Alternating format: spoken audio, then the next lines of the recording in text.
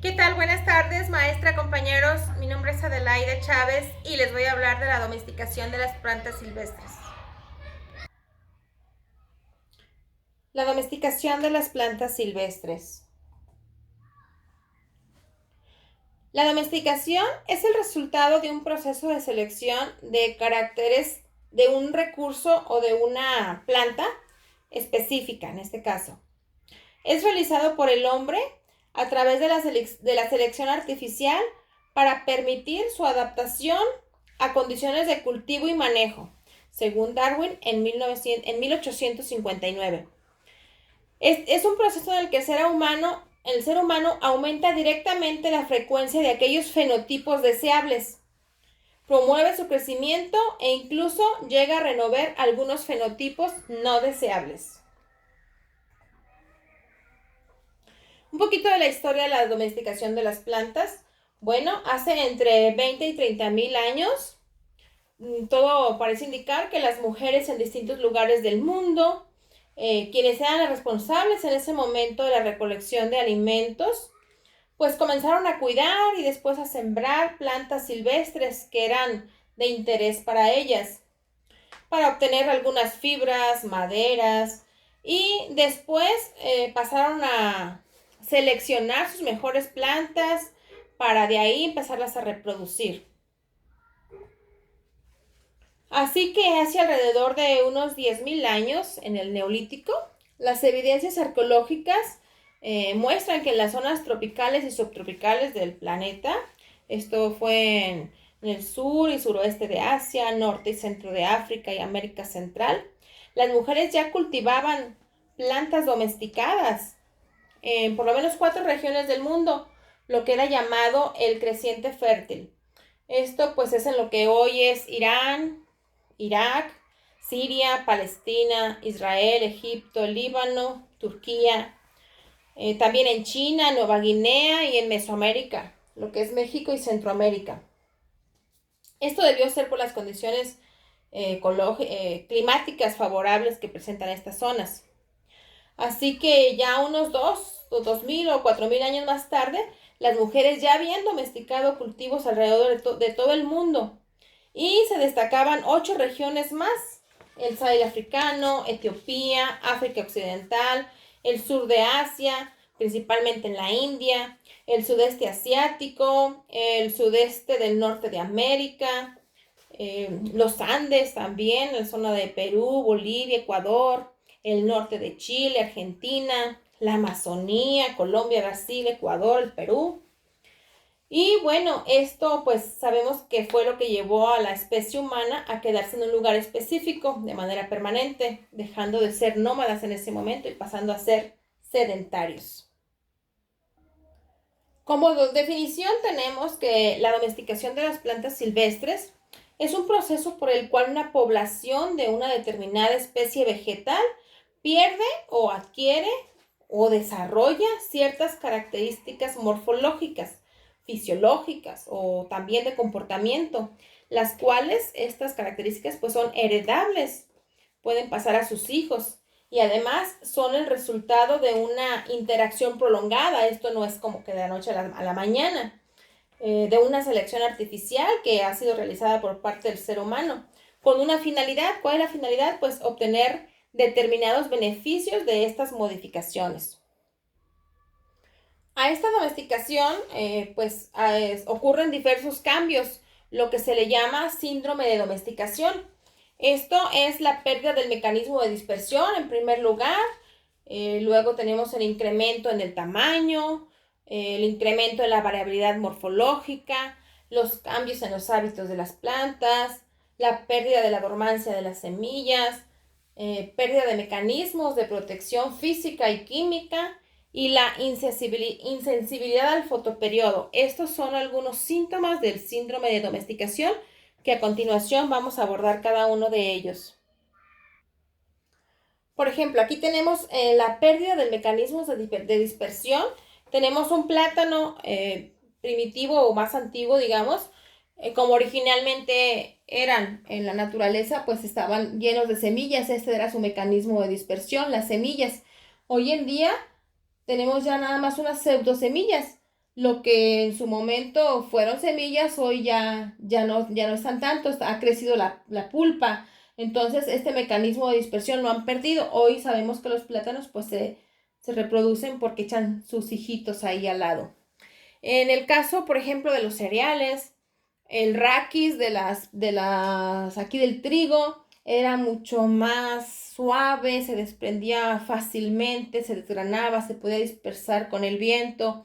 Hoy en día la espiga es mucho más pegada, esta coletita que tenía o que tiene todavía ya no está tan larga, por lo tanto los granos se mantienen pegados al raquis de la espiga y esto pues al ser humano nos permite una mejor recolección sin tanta pérdida. El incremento del tamaño de las características también principalmente en las partes comestibles, aunque también se pueden generar hojas de tallos más grandes, pero el interés principal pues es la parte comestible. Como en este caso pues tenemos aquí un tomate silvestre donde podemos ver frutos pequeñitos. Las hojas también se observan más pequeñas en comparación con un tomate ya domesticado, de esos tomatotes grandes que podemos encontrar hoy en día.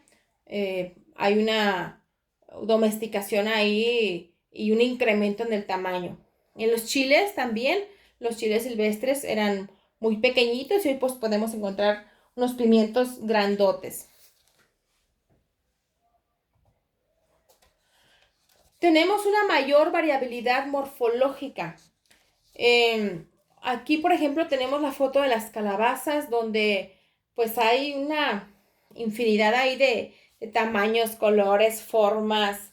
La textura también debe ser diferente. Esto por las cruzas que hemos realizado pues ha dado una variabilidad impresionante. Está el frijol, también contamos con una gran variedad de frijoles, el jitomate, el chile, hay muchísimas formas, colores, tamaños. Entonces pues esta es parte de la variabilidad morfológica que hemos realizado, digamos. Y claro, esto principalmente es en las partes comestibles, que es lo que nosotros nos interesa. En los cambios de hábito de la planta también tenemos bastantes cambios. Por ejemplo, aquí tenemos un frijol que pues es una enredadera, ¿no? Está sobre un maíz y ahorita pues ya tenemos frijoles domesticados, lo que es el ejote, la plantita del frijol ejotero, pues es una planta mucho más pequeñita, ya no genera esas guías. Esos son los cambios de adaptación que ha realizado pues por las condiciones en las que la hemos colocado. Y una calabaza también.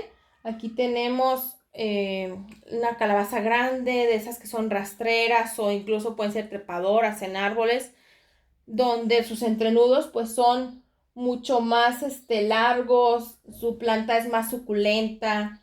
Y para demostrar esto voy a hacer unas tomas acá abajo en una calabaza que tengo de las pequeñitas que son de árbol, que echan calabaza redonda, que es la que consumimos generalmente cuando vamos al mercado, que compramos para ver este tamaño de entrenudos, cómo se ha ido acortando. Por lo tanto, ha cambiado su hábito de ser una rastrera, ahora ya es prácticamente una arbórea. Y bueno, aquí tenemos las calabazas que ya no son rastreras, ya son más arbóreas. La podé porque estaba bastante llena de pasto, ahora que llegué muchas hojas.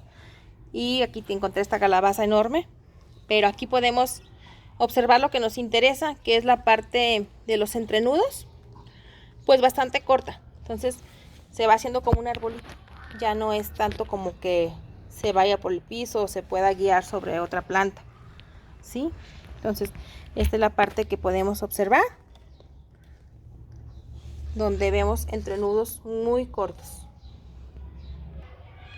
Y por aquí tenemos unas plantas de frijol, también frijol ejotero, en las que se puede observar cómo ya no es una guía, es una planta más arbórea. Aquí tiene sus frutos y este es su ápice, entonces se mantiene sobre su propio eje, entrenudos muy cortos, más arbórea que rastrera o trepadora. son los cambios de hábito que han realizado debido a la domesticación. La pérdida de la latencia de las semillas es otra característica,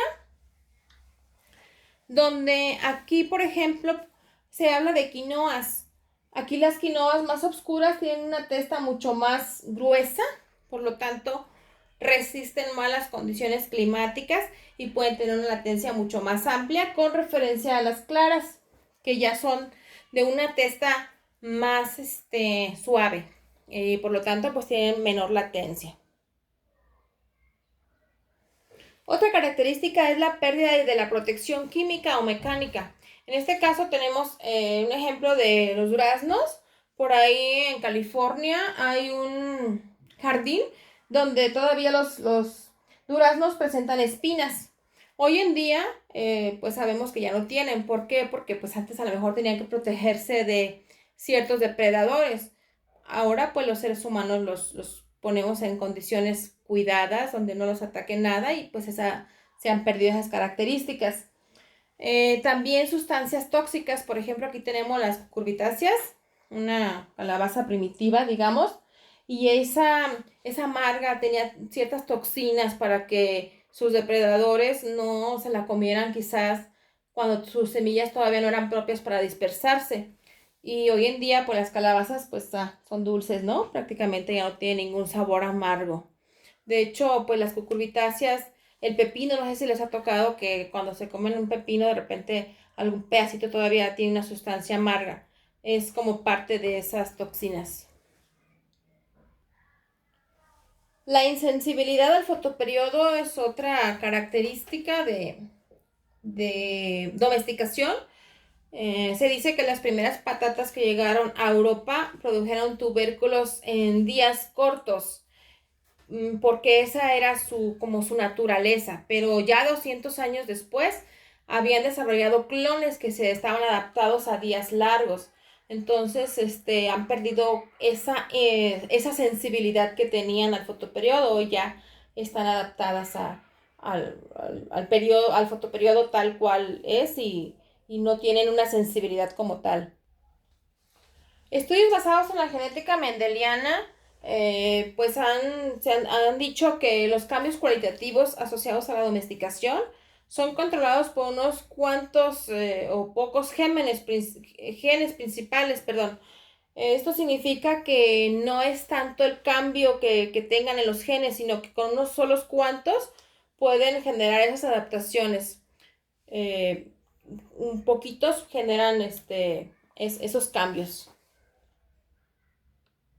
Y hoy en día pues tenemos estudios ya muy avanzados como la secuenciación y la acción de los genes implicados en la domesticación. Por ejemplo, se dice que los maíces dulces, o se sabe que los maíces dulces contienen homocigotos recesivos.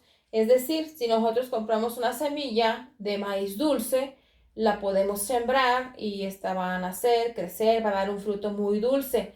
Pero ya esas mazorcas, si las dejamos madurar y las usamos como semilla, esas plantas ya no nos van a dar un maíz dulce. ¿Por qué? Porque sus homocigotos son recesivos. En el caso de los frutos amarillos, son recesivos con referente al rojo. Entonces ahí también tienen que jugar con esa parte para obtener esos colores deseados. Y bueno, como conclusión, tenemos aquí unas imágenes ilustrativas de cómo, digamos, se recolectaban vegetales en épocas, antes del Neolítico, en el Paleolítico. Aquí tenemos a las mujeres recolectando partes comestibles de las plantas. Y hoy en día, pues podemos ver esa diferencia, ¿no? Con agricultura protegida, super plantas mejoradas y lo que pues conocemos hoy en día. Entonces es una manera comparativa nada más. Aquí tenemos el modo de vida ejemplificado de antes y de ahora, ¿no? Una ciudad moderna, Dubái. Entonces es el cambio que hemos tenido y ahí está digamos, visualizado el efecto de la domesticación de las plantas, que vino a dar origen a la agricultura con esto el sedentarismo y todo el desarrollo que tenemos hoy en día. Y bueno, pues es todo. Muchas gracias.